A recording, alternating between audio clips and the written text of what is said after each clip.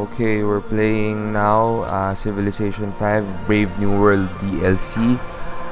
So this is the select civilization window. You have new civilization like Poland, Venice, Indonesia, what else? Sweden ata ngayon lang. Um, else? Zulus are back. The Brazilians are here, but I'm gonna pick the Shoshone or Pocatello, the male version of Pocahontas. They are the Native Americans here in Civilization 5, and yun, so we'll do this. Ang maganda kasi sa Shoshone or Shoshone, they have this perk na pag gumawa ng city, mas expanded yung territory na makukuha mo. So the territory expands to where the resources are, and you get this parang the unit na makuha sa iba is the Axeman. Here you get the parang scout type nila na unit.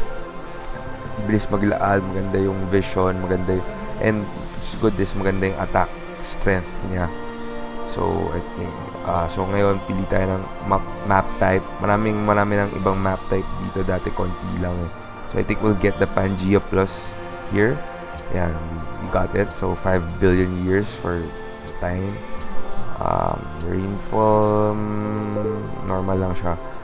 Sea level medium, yung resources we go abundant. Yan. So usually pag naglalaro ako ng Civilization, I don't really have any victory types or victory goals. I just play hanggang tama rin ako. Yung Pathfinder pala, yun pala yung parang scout nila, yun yung first unit mo. Ang maganda rin dun sa Pathfinder is if you can find ruins, you can talk to the parang mga tao doon, then you can choose kung ano yung gusto mong magawa for that ruins. Okay, so this is our first meet with another civilization, Nebuchadnezzar of Babylon. Ganun, if you haven't played Civ 5, ganun na yung ano niya. So what's new again for the Brave New World DLC is may bago siyang ano dito sa social policies, which is the ideology, yung bago niyang parang menu, and bago siyang policy din, which is the aesthetics. So later on, pag pumunta na tayo dun sa ideology part ng game, we could discuss that. And also meron rin siyang bagong thing, stats or something, is the tourism. Yung nakikita mo sa taas na parang baggage ng +0 is yan yung bagong culture niya na basis para manalo ka. And from Gods and Kings na DLC, may Fate na before, so mamaya makikita niyo yun.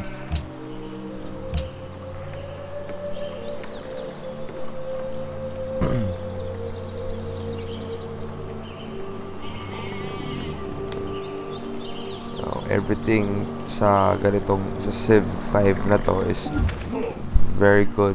So usually nag-play lang naman ako ng Civ 5 para lang may magawa ako.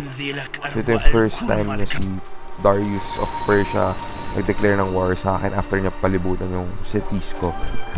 Wala akong pakialam kasi mamaya makikita nyo anuin ko lang siya, parang i-ward off ko lang yung army niya, walang kwenta.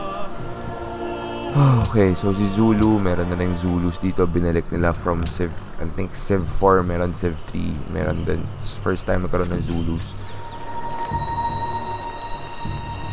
Yeah. So later on, mag-peace treat din yan sa hindi niya kaya yung power ng Native Americans. What's new here din pala sa Brave New World is we have like, ito, panoorin mo na ito. Tinry ko siyang ipa-war, ayaw rin niya. So, huwag na. What's new here is trading. So, you have caravan and cargo ships na rin na pwedeng pumunta sa ibang cities ng kalaban or ng city-states para mag-trade ng gold or mag-pressure ng religion or mga ganon-ganon. So, si Washington nakipag-peace treaty na sa akin. Okay din, pwede ka, kung huwag makalimutan, pwede ka rin mag-negotiate ng peace terms. No. So, I tried here, ayaw niya, sige. No. Huwag na, better than nothing. Tapos sa si Darius naman, so mag-peace treaty with gold per turn. I think I'll increase this to 8 yata eh. Tapos, pumayag naman siya.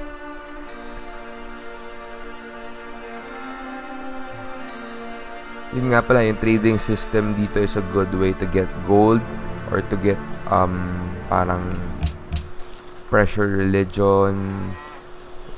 Okay siya to get gold right away.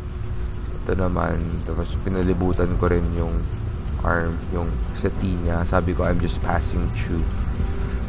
Anyway, mamaya atakin ko siya and makukuha ko yung seti niya yan. Yun. So, Babylon. Yan, to. You can, if you see, meron +5 and you could get science din pala. Science per turn.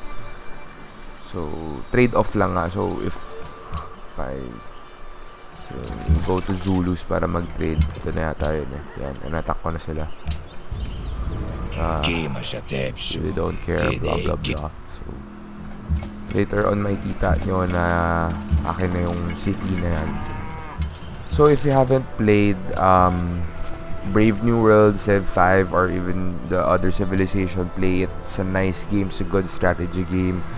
Kung mahilig kayo sa Sims, I think I am. Mahilig kayo sa simulation na game. I think Civilization is a good game for this one. Ang dami mong pwedeng gawin, ang daming pwedeng mangyari. And yun nga, ito, religion. What you're seeing right now is the religion menu, na pwede ka pumili na religion. Then you have like perks to get pag may religion ka na. So you can even customize the name of your religion. I try to stick sa reality. Then pinapalitan ko yung mga tetamad rin ako. So, ganun.